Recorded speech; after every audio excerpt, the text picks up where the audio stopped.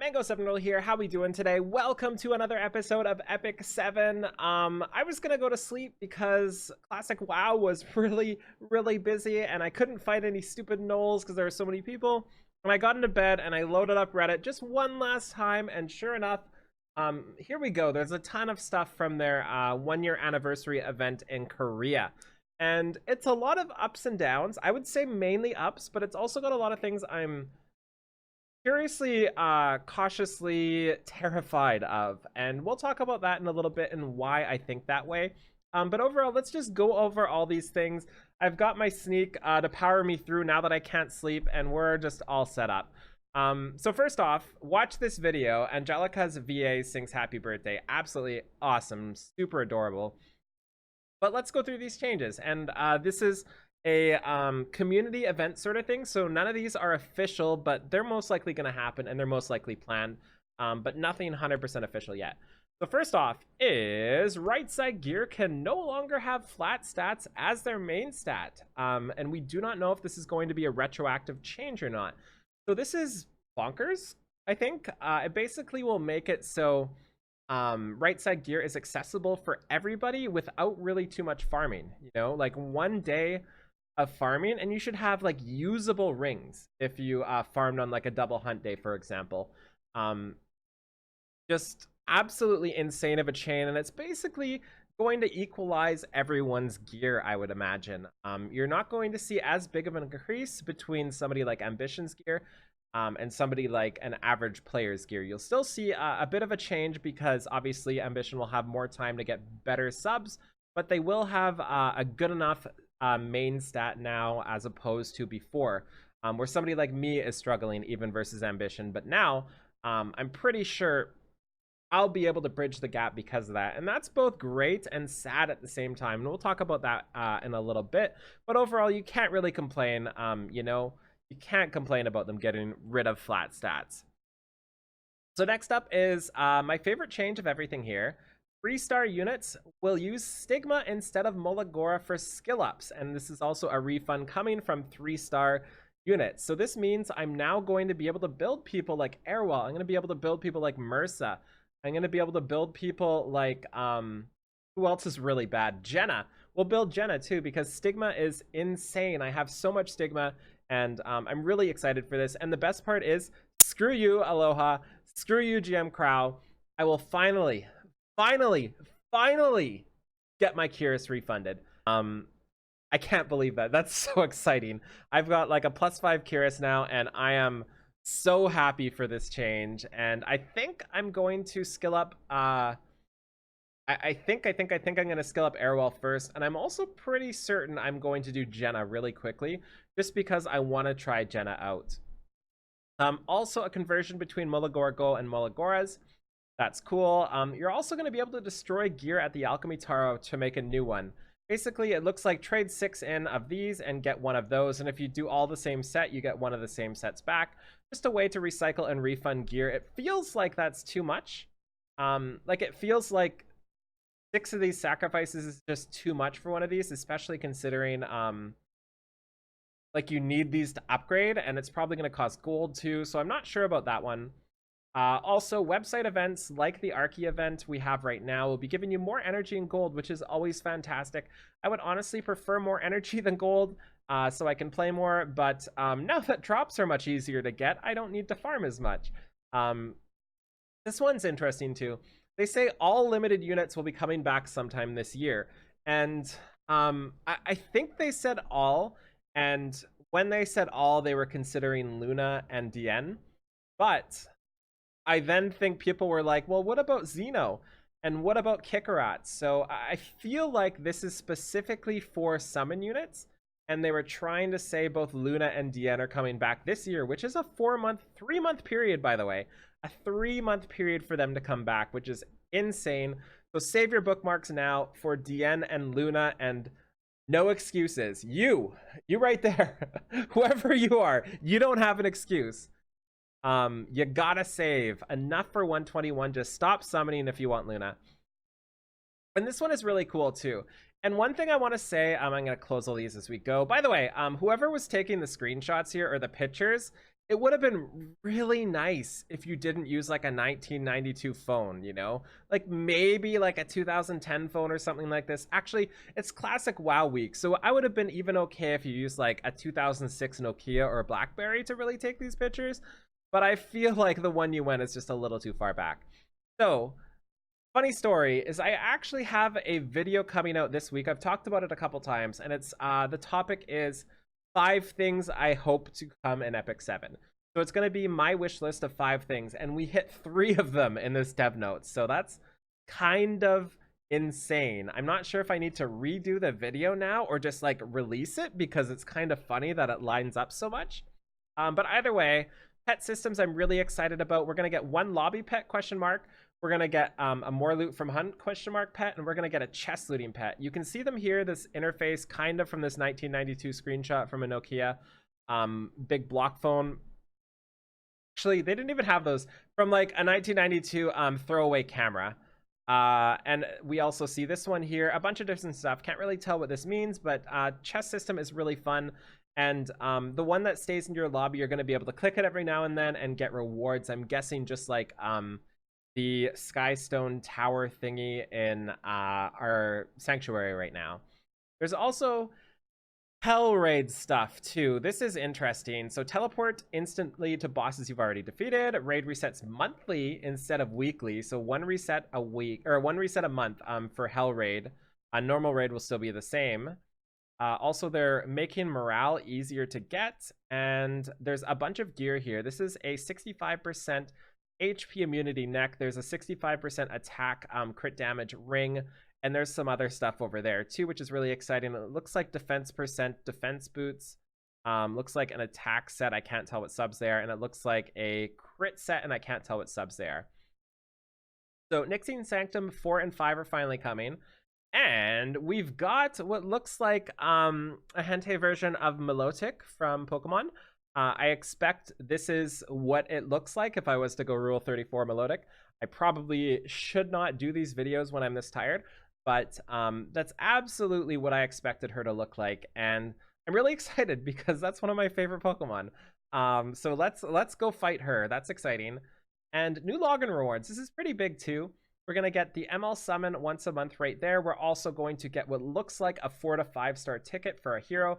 We're also going to be what looks like a 4-star artifact ticket. By the way, those should be 4 to 5 star tickets at this point. There's no reason for them to just be 4-star. We've got some Sky Stones. We've got 2 Molagora there. We've got 2 Mystic Metals and a bunch of other stuff, which is exciting. So overall, big improvement there. This is also, as expected, real-time PvP is coming. And if you've played Summoner's War, I'm sorry for bringing it up. I have to. It's the same thing. Everything's the same. It's just coming from Summoner's War. So we have real-time PvP in Summoner's War where you pick and ban just like people doing like a League of Legends tournament, you know? And we'll get your picks, and you pick 5 people each, and you'll ban one of them, and then go in and battle each other 1v1 real time. This is something I despise. Personally, I absolutely passionately hate PvP. Like, especially real-time PvP.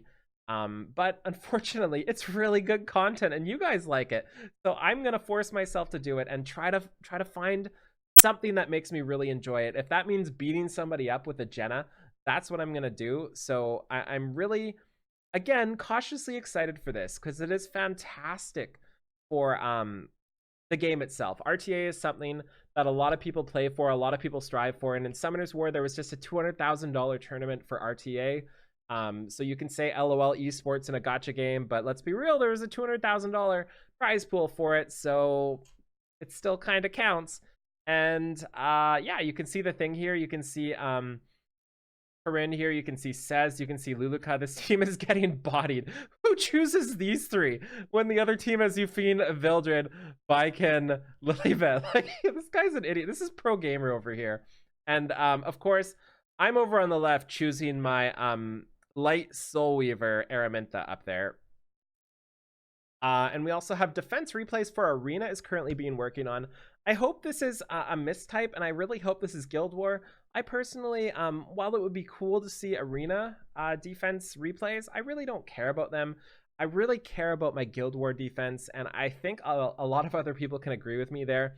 Obviously, both would be great, But if you're going to give us Arena, please just focus on Guild War, because there are so many things. I would watch every single battle every day, and I think it would be like a good video series too, like being able to watch my defense and how it performed, and especially if I can watch other people's defense too. I'm just so excited for that, and I really hope it's something we get to see, because I'm gonna make fun of everybody who attacks me. If you attack me, you're going on YouTube if you lose, let me tell you.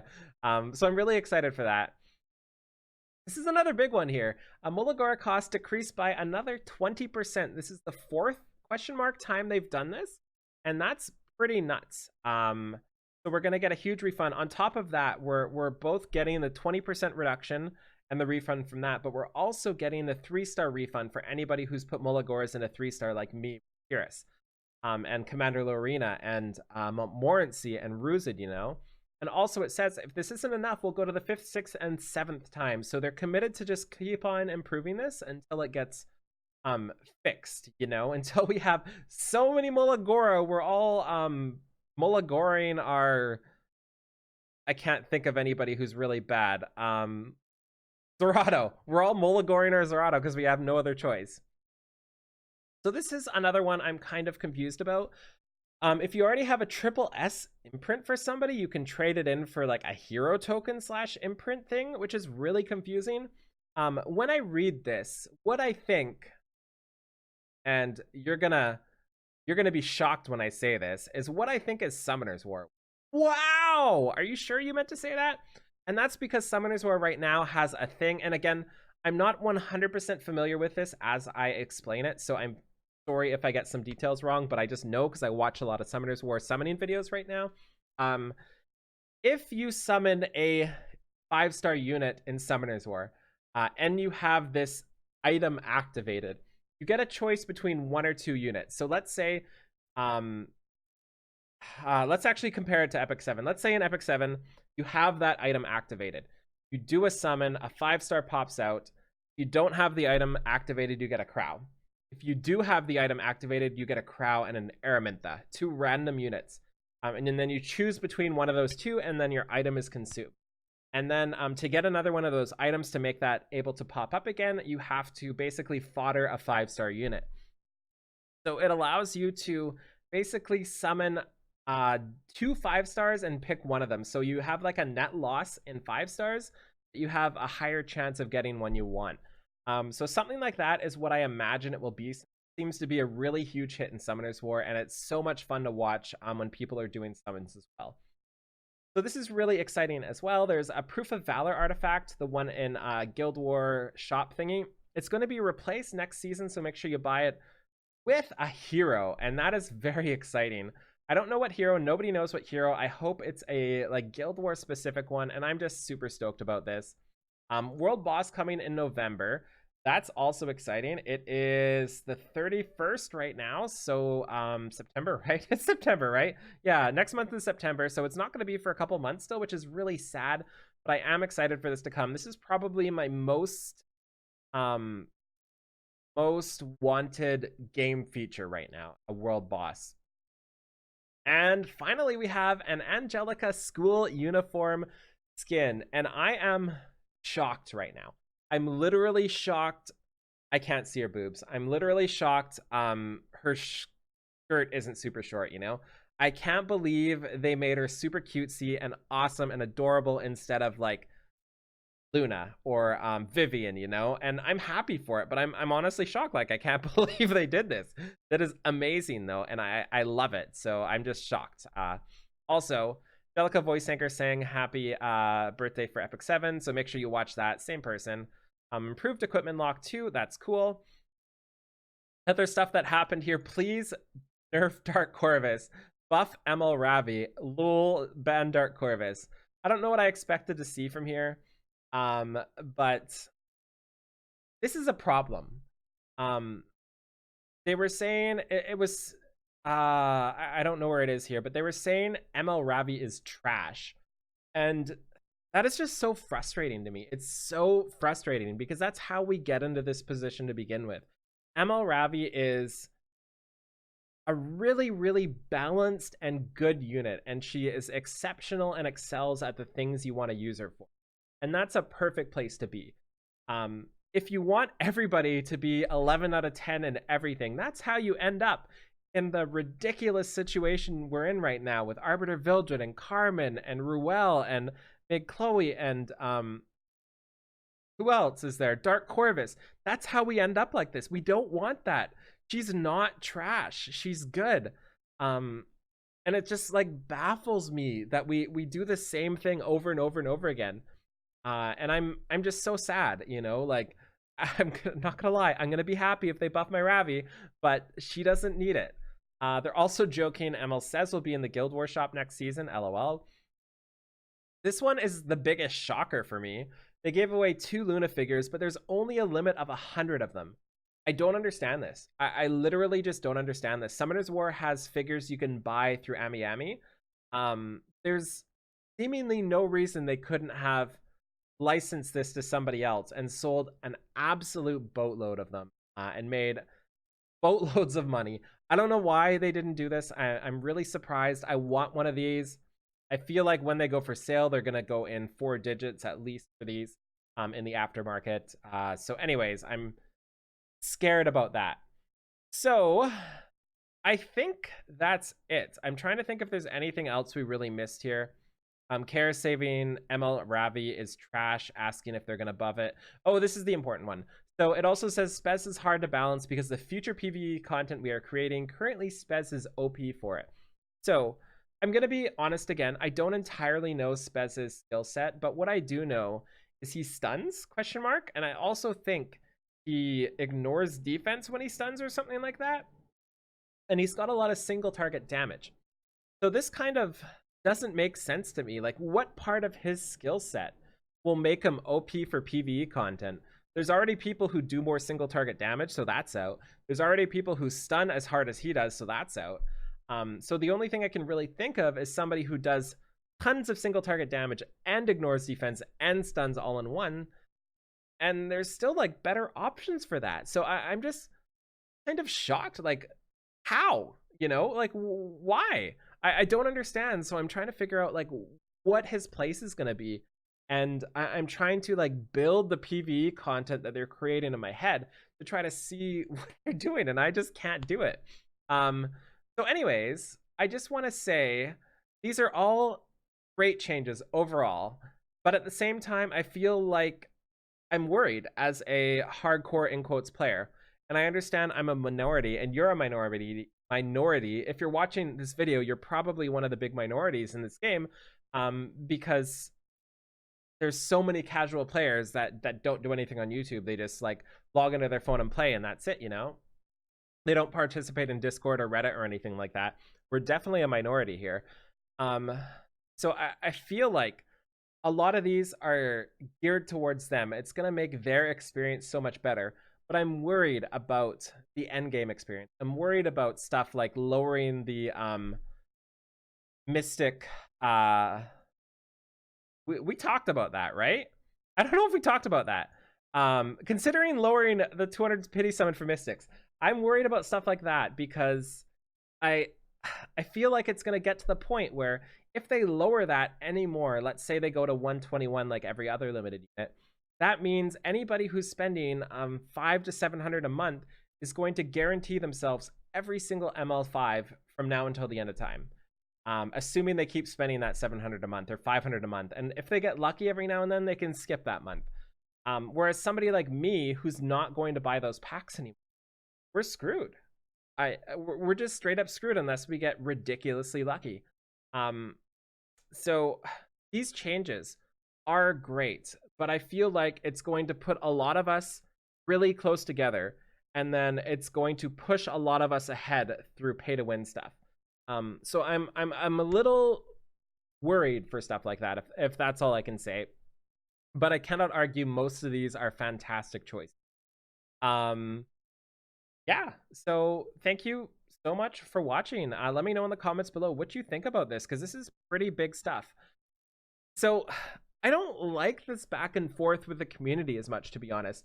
I appreciate them doing it, and I like that they give the opportunity for the Korean community to do this, and I really hope I get the opportunity to talk to them in this sort of forum sometime soon, hint hint. And it's cool and all, but so much is being decided from this back and forth with this small group of players, these very vocal players, and it's scary, you know? Like it's scary that it feels like the game is in the hands of those people. And that's kind of how I feel. So while I like these, I'm also terrified, you know? And then there's also things like dev notes. Dev notes are amazing. I love reading them. I shouldn't have to read they are getting rid of the golden hammer idea, you know? Like I shouldn't have to read this from Reddit. Like I appreciate you doing your thing, but it should be laid out like officially somewhere, you know? Like at least transcribed from somebody. And I'm sure we'll get those soon, but for now I'm still kind of confused. Anyways, thank you so much for watching. Feel free to like, comment, subscribe as always. I will talk to y'all later. Have a wonderful day. Bye everybody.